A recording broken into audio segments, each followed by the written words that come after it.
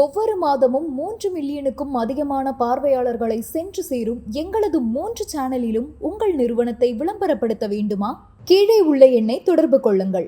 Political expo நேயர்களுக்கு வணக்கம். நம்மோட மூத்த பத்திரிகையாளரும் திராவிட இயக்க ஆய்வாளருமான துரைகர்ணா அவர்கள் இணைஞ்சிருக்காரு. வாங்க பேசலாம். வணக்கம் சார். வணக்கம் சகோதரா. சார், இப்போ தேர்தல் களம் சூடு பிடிச்சிருக்குன்னே சொல்லலாம். எல்லாரும் அவங்களோட கூட்டணி அறிவிக்கிறாங்க, தேர்தல் வாக்குறுதிகளை அறிவிக்கிறாங்க. இப்போ ரீசெண்டாக விஜய் அவர்கள் அறிவிச்சிருந்தாரு. அந்த வாக்குறுதிகளை நீங்க எப்படி சார் பாக்குறீங்க? நடைபெற உள்ள 2026 சட்டப்பேரவை தேர்தல் என்பது தமிழகத்தில் உள்ள எல்லா அரசியல் கட்சிகளுக்குமே ஒரு மிகப்பெரிய சவாலாக தான் இருக்கிறது. அந்த சவாலை எதிர்கொண்டு வெற்றி பெறுவதற்காக ஒவ்வொரு அரசியல் கட்சிகளுமே மக்களுக்கு நிறைய வாக்குறுதிகளை அள்ளி வீசுகிறாங்க. ஆட்சி கட்சியான திராவிட முன்னேற்ற கழகம் கடந்த தேர்தலில் அறிவித்ததை விட இன்னும் கூடுதல் தொகைகளை எல்லாம் மக்களுக்கான பல விஷயங்களை பண்ணுறாங்க. பிரதான எதிர்க்கட்சியான அனைத்து இந்திய அண்ணா திராவிட முன்னேற்ற கழகமுமே திராவிட முன்னேற்ற கழகத்தை விட கூடுதலான வாக்குறுதிகள், அவங்க 5000னா இவங்க 10,000, அவங்க 1500 இவங்க 2500, அது மாதிரியான விஷயங்கள் போயிட்டுருக்கு. புதிதாக தேர்தல் களத்திற்கு வந்திருக்கிற தமிழக வெற்றி கழக தலைவர் திரு விஜய் அவர்களும் அவருடைய பங்குக்கு ஏராளமான தாய்மாமன் திட்டம், இந்த பக்கம் மகளிருக்கான திட்டம், சகோதர திட்டம்னு பல்வேறு புதிய திட்டங்களை கொண்டு வந்திருக்காங்க. நம்ம பொதுவாக அதை எப்படி பார்க்கலாம் அப்படின்னா, அரசியல் என்பதே இப்போது வர்த்தக சூதாட்டக்களமாக மாறிடுச்சுன்னு நான் பார்க்குறேன். ஆமாம், கிட்டத்தட்ட என்னுடைய ஒரு 58-56 ஆண்டுகளாக நான் அந்த அரசியலில் பயணிச்சுக்கிட்டு இருக்கேன். 1967 தேர்தலிலிருந்து தேர்தலை நேரடியாக பார்க்கிறேன். என்னுடைய 13ஆம் வயதில் 8ஆம் வகுப்பு மாணவனாக 67 தேர்தலை பார்த்தேன். 71லேருந்து நேரடி தேர்தல் பங்களிப்பு இருக்குது. கிட்டத்தட்ட 40 ஆண்டுகளாக பத்திரிகையாளனாகவும் இதில் பயணிச்சுட்டு வர்றேன். இதுவரையிலும் நடைபெற்ற தேர்தலை விட இந்த தேர்தல் வித்தியாசமாக இருக்குது. ஏன்னா ஒரு தேர்தல் அறிவிப்புக்கு குறைந்தபட்சம் ஒரு மாதத்திற்கு முன்னதாக தான் கூட்டணி பேச்சுவார்த்தைகள் யார் யாரோடுங்கிறது இருக்கும்.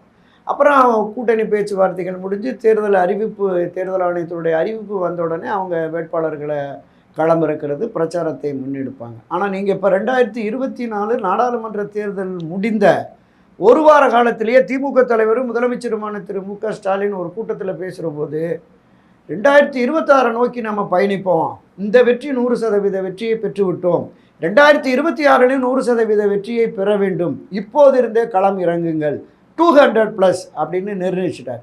அடுத்த ஒரு மாத காலத்தில் வெல்வோம் 200, படைப்போம் வரலாறுன்னு தமிழ்நாடு பூரா எங்கே பார்த்தாலும் ஹோர்டிங்ஸு, போஸ்டர்ஸு எல்லாம் இருக்குது. கடந்த 8 மாதங்களுக்கு முன்பே இந்த 234 தொகுதிக்கும் பொறுப்பாளர்களை போட்டாங்க, தொகுதி பொறுப்பாளர்கள். அதை தாண்டி பாக கமிட்டி, பூத் கமிட்டி, மண்டல குழு, தொகுதிக்குழு, இதை தாண்டி அமைச்சர்கள் வசமும் ஒவ்வொரு அமைச்சருக்கும் 10 தொகுதி 12 தொகுதிகளை கொடுத்து நீங்கள் வெற்றி பெற்றுத்தான் வர வேண்டும் அப்படிங்கிற மாதிரி.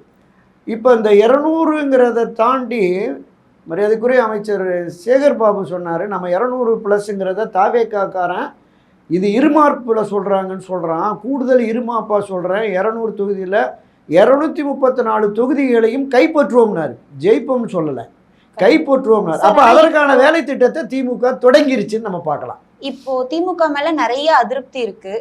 நிறைய மது ஒழிப்பு அதுவாக இருக்கட்டும், கஞ்சா பயன்பாடு நிறைய இருக்குது, போதைப் பொருள் கலாச்சாரம் இருக்குது, சாதிய வன்கொடுமைக்கு எதுவும் அவங்க தீர்வு காணலைன்னு நிறைய அதிருப்தி இருக்குது. இந்த சந்தர்ப்பத்தில் 200+ங்கிறது அவங்களுக்கு சாத்தியமா?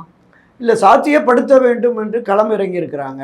அவங்க மக்களையும் மக்களுக்கு அளித்த வாக்குறுதிகளும் இதை தாண்டி கோடிக்கணக்கான பணத்தையும் நம்பி தான் களம் இறங்கியிருக்கிறாங்க. நம்ம வெளிப்படையாகவே பேசுவோம். திராவிட முன்னேற்ற கழகத்திற்கு எதிராக அதிருப்தி இருக்கா? 100% அதிருப்தி இருக்குது, மாற்று கருத்தே இல்லை. தமிழகத்தில் இருக்கிற 52 துறைகளும் போராட்ட களத்தில் இருக்குது. ஆசிரியர்கள், அரசு ஊழியர்கள், மருத்துவர்கள், செவிலியர்கள், போக்குவரத்து ஊழியர்கள், மின்வாரிய ஊழியர்கள், இதை தாண்டி துப்புரவு பணியாளர்கள், கண் பார்வையற்ற மாற்றுத்திறனாளிகள், விவசாயிகள், நெசவாளர்கள், எல்லா தரப்புமே, சத்துணவு பணியாளர்கள், அங்கன்வாடி பணியாளர்கள், டாஸ்மாக் பணியாளர்கள்னு போராட்ட களத்திற்கு வராத யாருமே இல்லை. ஏனென்றால் கடந்த முறை 2021 தேர்தலுக்கு கொடுத்த வாக்குறுதிகள் இருக்குல்ல, அதில் பெரும்பாலும் நிறைவேற்றவில்லை. அதை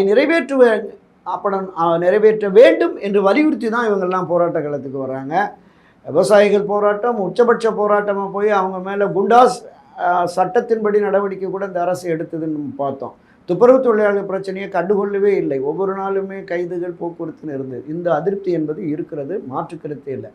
இதையும் தாண்டி நீங்கள் குறிப்பிட்ட அந்த வாக்குறுதிகள் இருக்கல, நீட் தேர்வாகட்டும், மற்ற வாக்குறுதிகள், மாணவர்களுக்கான கல்விக் கடன் தள்ளுபடி, கேஸ் மானியம் 100, 2 மாதத்துக்கு மின்கட்டணம் என்பது 1 மாதத்துக்கு கொண்டு வரும் என்று சொன்னது, இப்படி பல்வேறு விதமான வாக்குறுதிகளும் நிறைவேற்றப்படவில்லை. இதை தாண்டி மின்கட்டண உயர்வு, சொத்து வரி உயர்வு, கிட்டத்தட்ட 50, 100, 150% அளவுக்கு உயர்வு, 4 மடங்கு 3 மடங்கு மின்கட்டண உயர்வு, இது எல்லாமே மக்கள் மத்தியில் ஒரு அதிருப்தி இருக்கிறது. இந்த ஆட்சியை மாற்ற வேண்டும் என்கிற எண்ணமும் உணர்வும் இருக்கிறது, அது உண்மை. ஆனால் இந்த ஆட்சி மாற்றத்தை கொண்டு வருவதற்குரிய வலிமை பிரதான எதிர்க்கட்சிக்கு இருக்கிறதாங்கிற பார்வையும் இருக்குது. ஏன்னா நம்ம காலங்காலமாக பார்க்குறோம், கடந்த 60 ஆண்டுகளாக திராவிட முன்னேற்ற கழகம் அல்லது அனைத்து இந்திய அண்ணா திராவிட முன்னேற்ற கழகம் இப்படி தான் மாறி மாறி வருகிறது. அப்போ அதை வீழ்த்தி, திராவிட முன்னேற்ற கழக அணியை வீழ்த்தி ஆட்சி வருவதற்குரிய வலிமை அனைத்து இந்திய அண்ணா திராவிட முன்னேற்ற கழகத்திற்கு இருக்கிறதானா சந்தேகம், வலிமை குன்றி இருக்கிறது. நம்ம பார்த்தோம், திரு ஓபிஎஸ் திராவிட முன்னேற்ற கழகத்துக்கு போயிட்டார். ஒருங்கிணைப்போம், ஒன்றிணைப்போம், கட்சியை திமுகவை வீழ்த்துவோம் என்று கடந்த 4 ஆண்டுகளாக போராடி பார்த்து முடியாமல் திமுகவில் போய் ஐக்கியமாயிட்டார். அதை தாண்டி இப்போ அண்ணா திராவிட முன்னேற்ற கழகத்தில் பயணித்த பண்ருட்டி ராமச்சந்திரன் ஒரு கட்சியை தொடங்கிட்டார், எம்ஜிஆர் அதிமுக.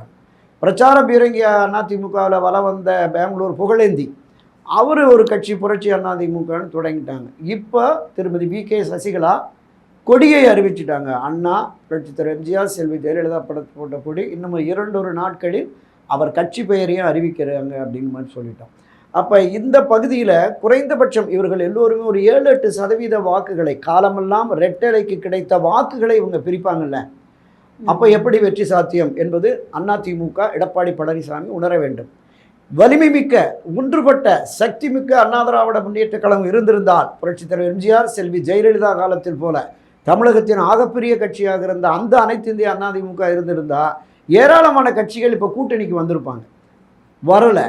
2024 என்டிஏவில் பயணித்த கட்சிகள் ஏதாவது உடன்பட்டு வந்திருக்கிறார்களானா இன்னும் அந்த பேச்சுவார்த்தை தொடங்கலை. அப்போ இடப்பங்கீடு, தொகுதி பங்கீடு பாரதிய ஜனதா கட்சியோடு இல்லை. அவங்க 60 சீட்டு, 50 சீட்டு, 40 சீட்டுங்கிறாங்க. இவங்க 20, 25ங்கிற மாதிரி இவங்க பேசிகிட்டு இருக்காங்க. இன்னும் முடியல. இந்த பலகீனமான போக்கு இருக்கிறதுல இது மீண்டும் திமுக வெற்றி பெற்றுவிடும் என்கிற ஒரு கருத்தாக்கத்தை, ஒரு தாக்கத்தை உருவாக்கிறோம். அதை உருவாக்குவதற்கான விஷயந்தான் திரு ஸ்டாலினும் அந்த கட்சியினரும் களம் இறங்கி இருக்கிறாங்க. அவங்க களத்தில் வெற்றி பாதையை நோக்கி பாதி தூரம் ஓடத் தொடங்கிட்டாங்க. எதிர்க்கட்சி கூட்டணி என்பது, இந்த என்டிஏ கூட்டணி என்பது இன்னும் முழுமை பெறவில்லை. யாரெல்லாம் இருக்கிறாங்க, யார் வெளியில் போக போகிறாங்க நமக்கு தெரியலை. அந்த பலகீனம் தான் திமுகவுக்கு வாய்ப்புன்னு எனக்கு தெரியுது. சார், இப்போ வலிமையான அதிமுக வலிமை இழந்து போச்சுன்னு சொன்னீங்க. இது வலிமை இழந்ததுக்கு காரணம் எடப்பாடி பழனிசாமி அவர்களோட செயல்பாடுகளா, இல்ல அவங்க என்டிஏ கூட்டணியில போய் சேர்ந்ததுக்கான காரணமா இருக்கும்? இல்லை, முழுக்க முழுக்க திரு எடப்பாடி பழனிசாமி அவர்கள் தான் அதுக்கு முதற் காரணமே. அவருடைய பிடிவாதம் தான் இதற்கு அடிப்படை காரணம் அப்படிங்கிற மாதிரி சொல்லலாம். ஒரு இயக்கத்தை, ஒரு மிகப்பெரிய இயக்கத்தை வழிநடத்துகிறவர்கள் அந்த தலைவர்கள் காட்டிய வழியில் தானே போனோம். புரட்சித் தலைவர் எம்ஜிஆர் அண்ணா திராவிட முன்னேற்ற கழகத்தை தொடங்கிய பொழுது இது தொண்டர்களின் இயக்கம் அப்படின்னார். அப்படி தான் அவர் தொண்டர் தொடங்கிய கட்சிக்கு தான் தலைமையேற்று கட்சியை அவர் வழி நடத்துகிறார். அவரை எதிர்த்து யாரெல்லாம் போனாங்களோ அவங்களெல்லாம் அரவணைச்சிட்டார். நீங்கள் திராவிட முன்னேற்ற கழகத்திலிருந்து திரு எம்ஜிஆர் அவர்களை வெளியேற்றிய போது மிக கடுமையாக விமர்சித்த நாவலர் நெடுஞ்செழியன், பாவு சண்முகம், ராகவானந்தம், ராஜாராம், மாதவன் போன்ற முன்னணியினரையெல்லாம் அழைத்து வந்து கட்சியில் முதன்மை பொறுப்பு கொடுக்குறார், பொதுச் செயலாளராக்கிறார், பொருளாளராக்கிறார், அமைச்சரவையில் இடம் கொடுக்குறார். அப்படியே செல்வி ஜெயலலிதாவுக்கு வாங்க. புரட்சித் எம்ஜிஆர் மறைவுக்கு பிறகு செல்வி ஜெயலலிதா அந்த கட்சியை தொடங்கிய தொடக்க காலத்திலே ஜே அணின்னு பிரிந்து மிக கடுமையான விமர்சனம் செல்வி ஜெயலலிதாவுக்கு எதிராக. அப்படி விமர்சித்தவர்களை 89 அரவணைச்சு 91 வெற்றி வாய்ப்பை பெறுகிறார். அதே போல் போட்டி அதிமுக, எம்ஜிஆர் அதிமுக என்று பல முன்னணியினர், அண்ணா திராவிட முன்னேற்ற கழகத்தில் செல்வி ஜெயலலிதா காலத்தில் பயணித்த பல முன்னணியினர் தனி இயக்கம் கண்டு எதிரான நிலைப்பாட்டை எடுத்து இவரை விமர்சித்த, செல்வி ஜெயலலிதாவை விமர்சித்தவர்களை மறுபடியும் அரவணைக்கிறார். கொண்டு வந்து சேர்த்து அவர்களுக்கு அமைச்சர் பொறுப்பு, கட்சி பொறுப்புகள்லாம் கொடுக்கிறார். அப்போ இந்த இருபெரும் தலைவர்களுடைய நோக்கம் என்ன? இந்த இருபெரும் தலைவர்கள் எப்படிப்பட்ட தலைவர்கள்? கட்சியினுடைய ஆளுமை மிக்க தலைவர்கள், தமிழகத்திலே செல்வாக்கு மிக்க தலைவர்கள். அந்த இருவரும் தலைவர்களுக்கு 100% தொண்டர்களின் ஆதரவு இருந்தது. அவங்களே விட்டு கொடுத்து தனக்கு எதிரானவர்களை அரவணைத்த பொழுது எடப்பாடி பழனிசாமி இந்த இருவரும் தலைவர்களோடு ஒப்பிடுகையில் மலைக்கும் மடுவுக்குமானது. அவர்களுடைய அந்த ஆளுமையில், மக்கள் செல்வாக்கில் இவருக்கு துளி கூட தொடர்பில்லை என்பது என்னுடைய கருத்து. 4 ஆண்டுகள் முதலமைச்சர் ஆனார், பிரபலமான தலைவர் ஆயிட்டார், அது வேறு. ஆனால் ஒரு இயக்கத்தை வழிநடத்துகிற பொழுது அதனுடைய முதன்மை பொறுப்பில் இருந்து இந்த கட்சியை வழிநடத்துவர்கள். புரட்சித் தலைவர் எம்ஜிஆர் தன்னுடைய முதல் பொதுக்கூட்டத்தில் பேசுகிறாரு, என்னையும் இந்த கட்சியும் அழித்து விடலாம் என்று சிலர் சதி செய்கிறார்கள். அட பைத்தியக்காரர்களா, அந்த ஒரு ராமச்சந்திரனை அழித்து விட்டால் 1000 ராமச்சந்திரன் கழகத்திலே தோன்றுவார்கள். 1000 ஆண்டுகளை கடந்து இந்த கட்சி நின்று நிலைத்திருக்கும் பேசினார். செல்வி ஜெயலலிதா சட்டப்பேரவையில் சொல்கிறாங்க, 100 ஆண்டுகளை கடந்தும் அனைத்து இந்த அதிமுக ஆட்சி அதிகாரத்திலே இருக்குன்னு பேசினாங்க.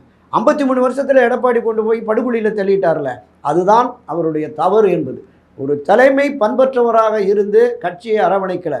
கட்சியினுடைய நலன் முக்கியம், கட்சியின் எதிர்காலம் முக்கியம், கட்சியினுடைய வெற்றி முக்கியம். அந்த வெற்றி எப்படிப்பட்ட வெற்றி? ஆட்சி அதிகாரத்திற்கு வரக்கூடிய வெற்றியை பெற வேண்டும் என்றால் எல்லோரும் ஒருங்கிணைந்தால் தான் சாத்தியம். அதை தானே எல்லோரும் சொல்கிறாங்க. 2024 தேர்தலுக்கு பிறகு திரு செங்கோட்டையன் தலைமையில் 6 பேர் சந்தித்து பேசினாங்கல்ல, கள யதார்த்தம் வேறாக இருக்கிறது, எல்லோரையும் ஒருங்கிணைத்து செல்வோன்னா முடியவே முடியாதுன்ட்டார். இப்போ நிலைமை மோசமாக இருக்குது, யார் வருவாங்கன்னு காத்து கிடக்கிறார். கடந்த 2 நாட்களாக பரபரப்பாக பேசுகிறது, தாவேக்காவை மறுபடியும் கொண்டு வருவோம் அப்படின்னு. அவர் எண்ணம் தொடக்க முதலே அதுதான் எடப்பாடியின் எண்ணம். இங்கிருந்து ஒரு 8-10% வாக்குகள் வெளியே போயிருந்தாலும் தாவேக்காவை இங்கே கொண்டு வந்துட்டோம்னா நாம் வெற்றி பெற்று விடலாம் என்று கருதினார். ஆனால் தாவேக்காவினுடைய தொடக்கமே ஆட்சி அதிகாரத்தில் பங்குன்னு தான் தொடங்கியிருக்காங்க. அப்போ அதுக்கு ஒரு ஒப்புக்கொள்வாரா? முதல் இது. அதனால தான் கோவை இல்லை நாமக்கல் பகுதியில் நினைக்கிறேன், ஒரு தாவேக்கா கொடியை பார்த்துட்டு உணர்ச்சி வசப்பட்டார். அதோ வெற்றி கொடி பறக்குது, எழுச்சி வந்துடுச்சு, பிள்ளையார் சொல்லி போட்டுட்டோம், தாவேக்கா வரும்னு. அடுத்த நாளே அவங்க கதை அடைச்சிட்டாங்க அதிமுக. இவர் மக்களையும் தன் கட்சி தொண்டர்களையும் ஏமாற்றுவதற்காக எடப்பாடி இப்படி சொல்கிறாருன்னு தாவேக்காவினர் விமர்சனம், விஜய் கூட விமர்சனிக்கல. அடுத்தடுத்த நிலையில் இருக்கிறவர்கள் ஒரு மிகப்பெரிய இயக்கத்தினுடைய செயல்பாடுகளை, அந்த தலைமையின் போக்கை விமர்சிக்கிறாங்க. நீங்கள் எங்கே கொண்டு போய் வச்சுருக்கீங்க அதிமுகவை? அந்த பார்வை இருக்குல்ல, அதுதான் இவருடைய இந்த போக்கு தான் கட்சி பலகீனமாக இருக்கிறது. அதனால் தான் கூட்டணிக்கு வரக்கூட தயங்குகிறார்கள் அப்படின்னு நம்ம பார்ப்போம். குறைந்தபட்சம் தேமுதிகவுக்கு ஒரு மேலவையை கேட்டு கடந்த முறையே நீங்கள் ஒப்புதல் கொடுத்தீங்க, கொடுக்கல, இந்த முறை கொடுத்தா வரேன்னு தானே சொன்னாங்க. கொடுத்துட்டு கொண்டு வந்திருக்கலாம்ல. ஒரு தொகுதிக்கு குறைஞ்சது 1000-2000 ஓட்டாவது தமிழ்நாடு முழுவதுமே இந்த தேமுதிகவுக்கு இருக்குது. கேப்டன் விஜயகாந்த் மறைந்ததற்கு பிறகு ஓரளவுக்கு பிரேமலதா விஜயகாந்த் ஓரளவுக்கு அதை பாப்புலர் பண்ணி கொண்டு போயிட்டு இருக்காங்க. ஸோ அதையாவது கொண்டு வரணும் அப்படிங்கிற அந்த ஒரு அணுகுமுறை கூட இல்லை. இப்போ எந்த மாதிரி பாஜக என்டிஏ அணியில் இவர் அதை வலுப்படுத்தி தொகுதி பங்குகள்லாம் முடித்து திமுகவை வீழ்த்துவதற்குரிய வல்லமையை பெறப்போகிறார்களாங்கிறது ஒரு மிகப்பெரிய சந்தேகமாக இருக்கிறது. சரி, பார்த்தீங்கன்னா என்டிஏ கூட்டணியில் தாவேக்கா வந்துட்டாங்கன்னா உங்களுக்கு வெற்றி வாய்ப்பு இருக்குன்னு நினைக்கிறீங்களா? இல்லை, தமிழக வெற்றி கழகத்துக்குன்னு ஒரு என்னுடைய கணிப்பு 18-20ன்னு சொல்கிறாங்க. ஒரு 10-12% நிச்சயமாக இருக்கும். ஏற்கனவே அண்ணா திராவிட முன்னேற்ற கழகம் ஒரு 22%, அவங்க ஒரு 10-12% வச்சுருக்கிறாங்க. அப்போ இது இணைகின்ற பொழுது வெற்றி வாய்ப்பு நிச்சயமாக இருக்குது. ஆனால் என்ன பிரச்சனை அப்படின்னு சொன்னால், திராவிட முன்னேற்ற கழகம் என்பது எங்களுடைய அரசியல் எதிரி, இந்த பாஜக என்பது என் கொள்கை எதிரின்னு பிரகடனப்படுத்தியிருக்கிறார். அப்போ பாஜக இருக்கிற என்டிஏ அணியில் விஜய் சேர்வாரா அப்படிங்கிற ஒரு சந்தேகம். இன்னொன்று, என்டிஏ என்பது தமிழ்நாட்டில் எடப்பாடி பழனிசாமி தலைமையிலானது தான். தாவேகா எடப்பாடி பழனிசாமி தலைமையிலான இந்த அண்ணா திராவிட முன்னேற்ற கழக என்டிஏ அணியில் இணைகிறது. இதில் பாஜக உட்பட எந்த கட்சியும் வந்தாலும் எங்களுக்கு பிரச்சனை இல்லை அப்படின்னு ஒரு பார்வையை வச்சுட்டு அவர் வர்றதுக்கும் வாய்ப்பு இருக்குது. ஏன்னா இதுக்கு முன்னாடி நடந்திருக்கு. திராவிட முன்னேற்ற கழகத்துக்கு எதிரான நிலைப்பாட்டை எடுத்து வந்தவர்கள், நாங்கள் திமுகவோட கூட்டணியில் பாஜகவோட கூட்டணி வச்சுருக்கோம், பாஜகவுக்கு திமுக ஆதரவு, அதை பற்றி எங்களுக்கு கவலை இல்லைன்னு பாமக மதிமுகலாம் ஒரு ஸ்டேட்மெண்ட் கொடுத்தாங்க 98-99 காலகட்டத்தில் நினைக்கிறேன். எனவே அரசியலில் எப்போது வேண்டுமானாலும் எது வேண்டுமானாலும் நடக்கலாம். இதில் இன்னொரு சிக்கல் என்னென்னா, எடப்பாடி பழனிசாமி கூட்டணி ஆட்சிக்கு ஒப்புக்கொள்ள வேண்டும். அவங்க 60-80 சீட்டு வரைக்கும் தாவேக்கா கேட்குறாங்க அப்படின்னு நமக்கு தகவல் இருக்குது. அப்போது அதுக்கு இவர் ஒப்புக்கொள்ளணும். அப்படி 60-70 சீட்டு, பாஜகவுக்கு ஒரு 30 சீட்டு வரும், 100-130 சீட்டு தான் இவங்களுக்கு கிடைக்கும். அப்போ கூட்டணி ஆட்சி என்பதை ஒப்புக்கொண்டால் மட்டுமே தான் தாவேக்கா வருங்கிறது. இது எப்படி இந்த சிக்கலை தீர்த்து எதிர்கொள்ள போகிறார்கள் அப்படின்னு. பிரதான எதிரி திராவிட முன்னேற்ற கழகம் தான். அந்த திமுகவை வீழ்த்துவதற்கு நான் எந்த ஆயுதத்தையும் எடுப்பேன் என்று விஜய் வருவாரே, ஆனால் ஒரு பெரிய மாற்றம் வரும் என்பது தான் என்னுடைய கணிப்பு.